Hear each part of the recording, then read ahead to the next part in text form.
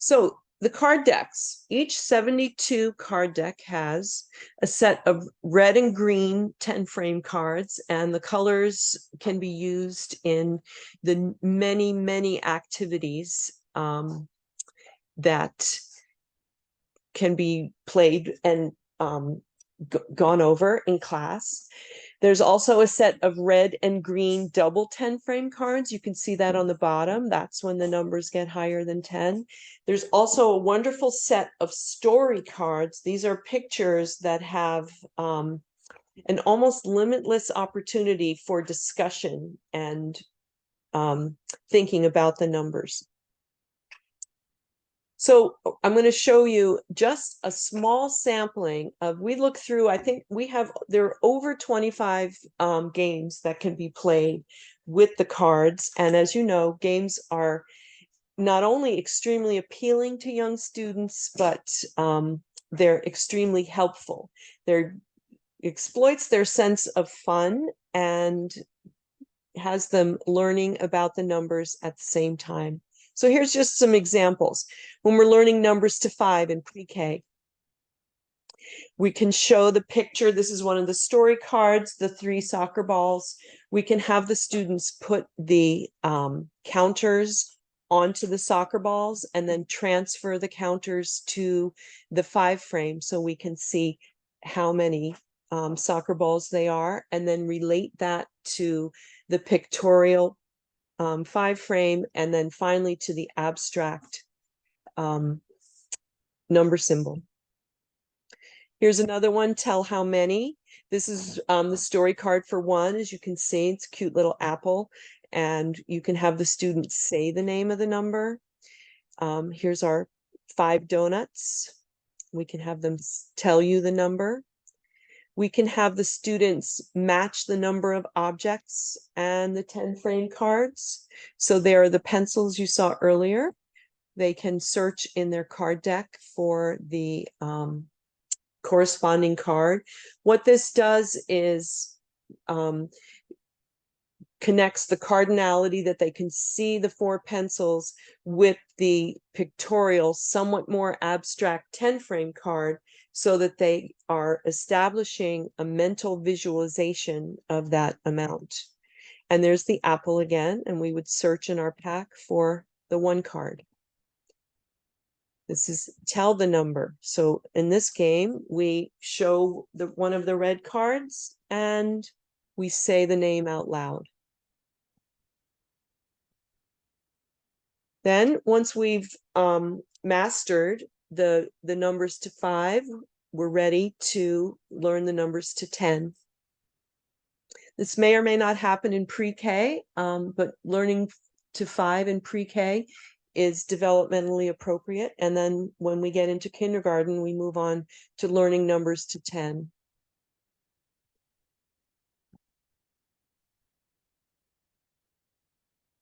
Just wanted to make sure no one's waiting in the room. So this first one is similar, but now we have a higher number. We have the 10 cats.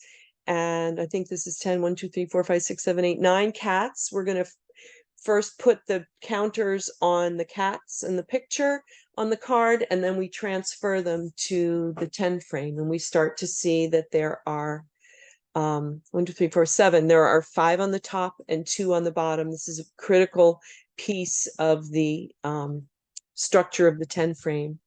Here's another one, the concrete objects of the coffee cups, and we match it. We've been moving up a level of difficulty, and there are the 10 hats. So match the number and the 10 frames. The next skill we discussed is ordering numbers. At first, the teacher can do these activities whole class with the children observing, perhaps using the cards under a document camera, if you have one. If not, there's a teacher-sized pack of the cards, which is large and beautifully easy to see. So we're going to move on and order numbers later in kindergarten. So we can take all of the red dotted cards that show 1 through 10 and put them in order. this activity has so many variations. We could do it with just the 10 frames, going from least to greatest and greatest to least, another important skill. We could use the numeral cards, going both ways. And then we can even take the two of them and line them up and put leadest to greatest to least, or the other way with both the cards and the numeral cards. Then here's another game. We can set this up. All of the cards have our adorable karate characters on the back side, and the numeral cards. So here we have a number pattern, and we want to be able to guess what, and there you go. We want to be able to guess what is behind the picture cards, and students will learn. And if you notice, what we've done is we're not just starting at 1, we're starting in the middle of the counting, so students can have a little more fluency with different number patterns contained within the 0 to 10 counting numbers. And there's some more. And they can set these up for one another and play with their friend once we've done a whole class activity done by the teacher, led by the teacher. And I have comparing numbers. This is of a pretty high level in sophistication. What the advantage to this is, the students now know really well the cardinality of all the numbers, as well as they've established a visual for all of these numbers. They can, with all the work that we've done, we can connect the abstract number symbol with the visual on the card. So when it's time to compare numbers, to say which is more, which is less, we can call upon that visual that we have. So here's another game, 2 players, you shuffle the cards, and we turn them over. Who picks up the card if it's your turn, and we have whoever has the greater number or the lesser number, depending on how you're playing the game, can take those 2 cards. And then at the end, if we want to determine a winner, we can count the pile of cards. We could even start discussing these abstract symbols of greater than or less than, if and when the children are ready. But the important piece is that they can see that the number that has 5 on the top and 2 on the bottom is less than the number that has 5 on the top and 3 on the bottom. And they're going to quickly and easily be able to identify and connect the numbers 7 and 8 with those images. And here's one more. That's an equality, of course. Again, the use of the equal and inequality symbols is a pretty high level of abstraction for our group. So we're going to keep that as optional, but it does provide a nice extension for a lot of students.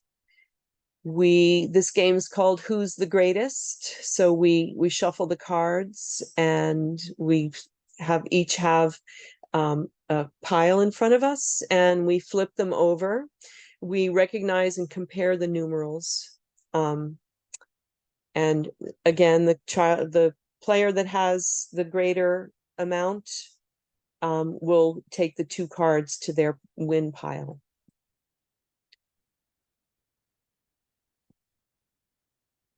And there we see another hand being played. Yes, that card goes over there.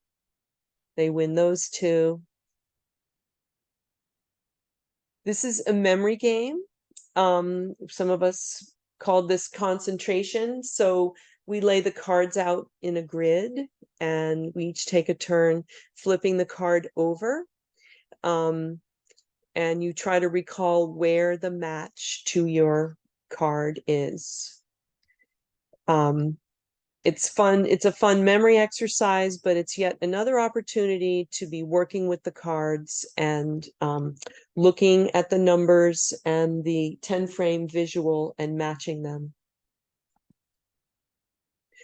And now we continue to move up another higher level of abstraction, and that is decomposing and composing the numbers. And for me, in my own practice, I have found this is maybe the place that the cards really, really shine, is giving the students an opportunity to look at that amount of the cards and the amount that's on the cards, the number, the cardinality, and then be able to manipulate it. Fun game is telling a story about a number, and this is a critical part, I'm sure you all know, of your pre-K and K curriculum, is looking at pictures and telling stories. Maybe there's birds flying and some sitting on the tree. This is using counters and the blank 10 frame to tell a story using the numbers.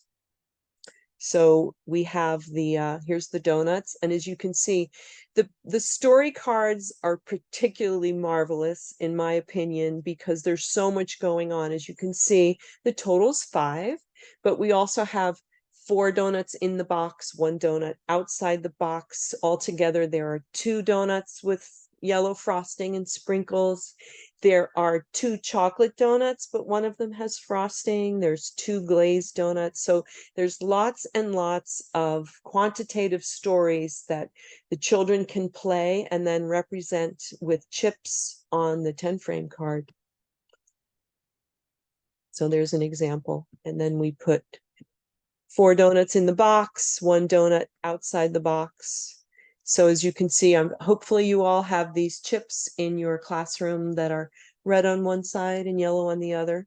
So this is a symbolic pictorial representation of the more concrete picture of the donuts in the box. Another one telling a story and then representing it on the 10 frame card. Here are the pencils. As you can see, again, there's a combination of long and short. There's red and yellow. There's in the pot. There's outside the pot. So there's lots of, so our penguin here is telling us that there are 3 yellow and 1 red, and that there are 4 pencils altogether. So we're going to tell an addition story. And our little duck is telling us there's 2 long and 2 short and 4 pencils altogether.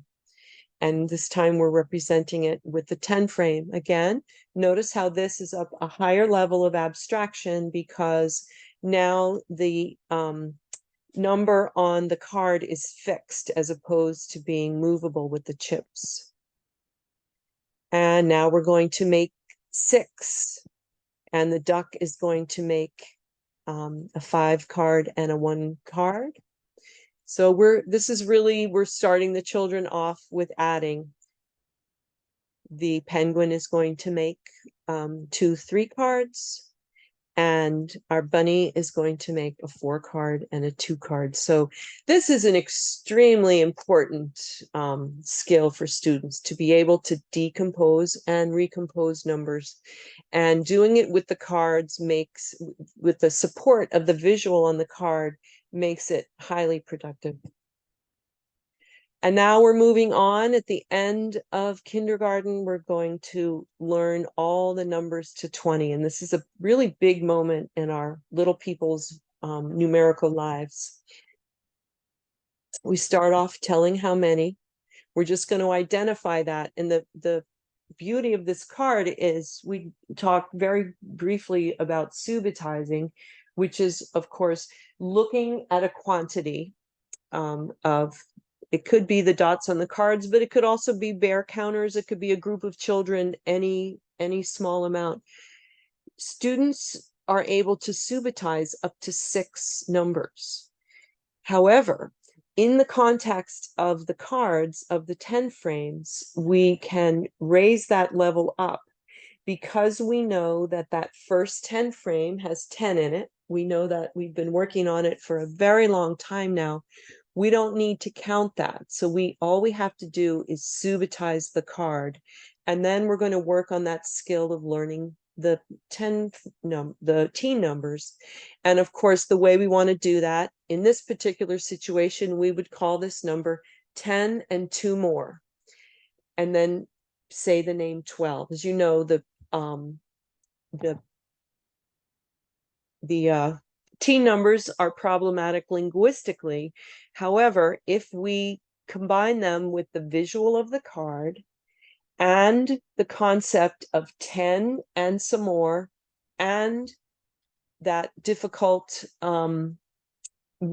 English word, the children will avoid having these problems. So they're going to see that this is 10 on the top. So it's 10. And by the time we get here, 8 should be internalized and automatic. It should be mastered. So we know that that is 5 on the top and 3 on the bottom. That's an 8.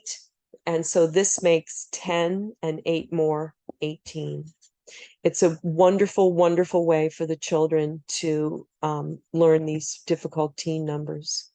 So these are all versions of the other games that we saw. Here's the 10 frame card, and we're going to match it with the numeral. And we will probably add the verbal word as well. 16 is going to come up in there. So it's going to put together, we talked earlier about multiple representations. So we're going to have the 10 frame card, the looking at the numeral, and hearing the name of the number all together. Here's another one. We're going to match it together with the 11. Here are the numeral cards. Again, we played this game before.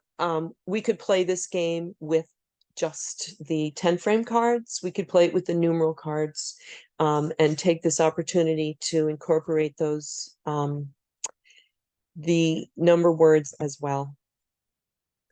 When it's time to put away the cards, this is yet another beautiful feature of them. The cards are all marked by color, and it's nice to have them in their proper order because when we decide we want to use a particular card, we want to be able to access it quickly and easily. So first we gather our red cards, and they're all going to have the duck on the back, the green duck. And then we're going to gather our green 10 frame cards, and they of course have the cute little cat on the back.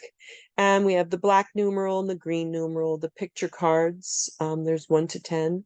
And then we have the red teen numbers and the black teen numbers. So we have both to use for the game.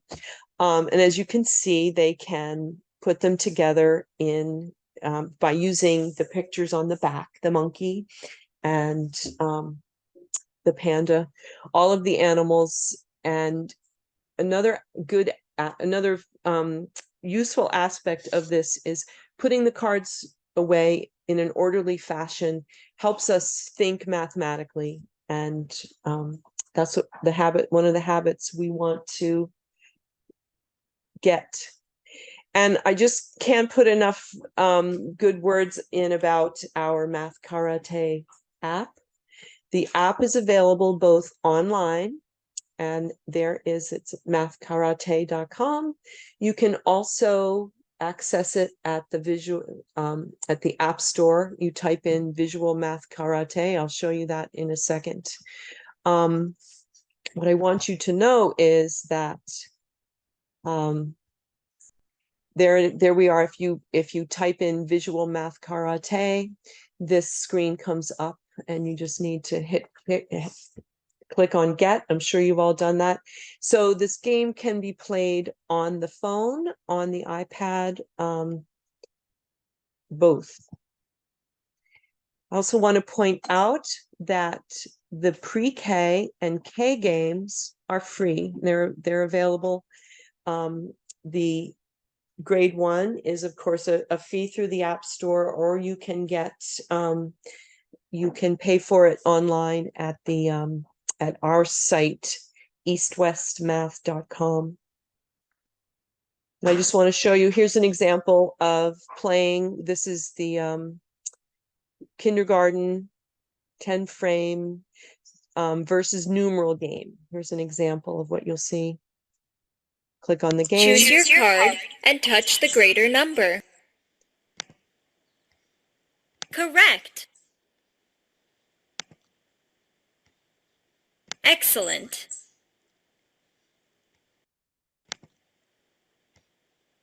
Way to go. Good job. So as you can see, the app gives a nice little way to go when they get it correct. If they don't get it correct, they just hear try again. The students can also save their progress by logging in or registering. So that is another incentive for them to keep working, and also gives you, the teacher or the parent, a lot of good information about their progress. So the card decks are available, and both the card decks and the Math Karate app are available from East West Math. I really appreciate you joining me today. I'm going to open up the sound for a Q&A, but I do want to point out to you, if you contact me at this email address, we can arrange for free shipping on card decks, and that's be our pleasure to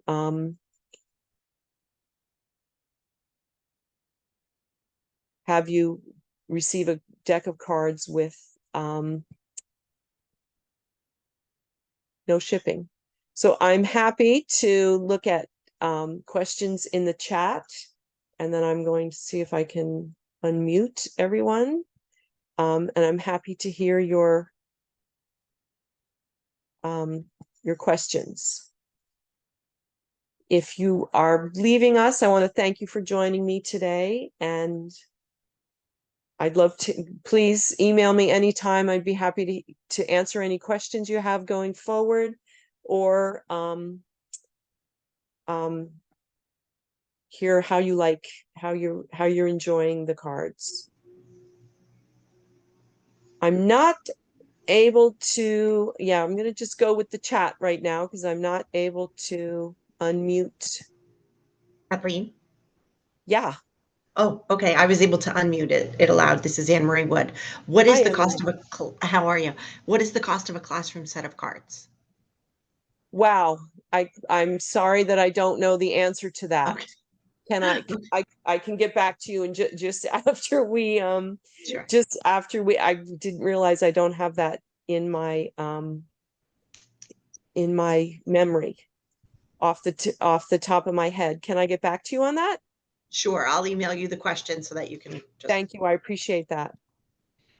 Also, in one of the earlier slides, the picture on the screen, but I think it was the card decks, not the app. It says the little cat was saying 10 frame, but the picture was a 5 frame. Was that just the wrong card being displayed on the? I think on the slide? yes, and thank you for Okay, good. Yeah. Thank you for picking up on that. I'll check on it. It wasn't an app program. That was like your slide presentation. Yeah, that was Okay. just a picture of a 5 frame, which Gotcha. I guess I assume that everyone would have in their classroom. Oh yeah, they're in the Black Line Masters. There we great. go. Yes. Terrific. Thanks for the ideas. I hope you enjoyed them. Here we go. I think I just allowed everyone to unmute themselves if they would like to ask a question.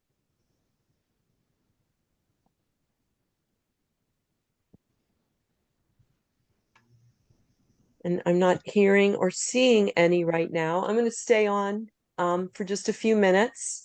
So if you have a question, I'd be happy to answer it. And for those on their way to leaving, I thank you for joining us. I look forward to hearing from you. Thank you, Kathleen. Thank you, Anne Marie.